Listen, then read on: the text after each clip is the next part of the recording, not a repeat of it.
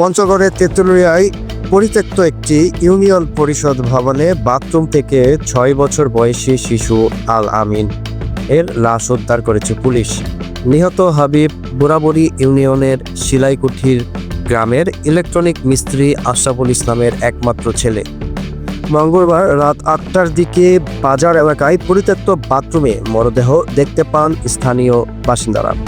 গলায় শার্ট পেঁচানো ছিল, মাথা ও পিঠে ছিল আঘাতের চিহ্ন। সব মিলিয়ে এটি একটি পরিকল্পিত হত্যাকাণ্ড বলে ধারণা এলাকাবাসীর।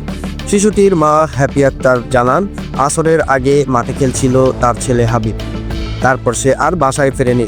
রাত ৮টার দিকে খবর পান সন্তানের লাশ পড়ে আছে পরিত্যক্ত একটি বাথরুমে।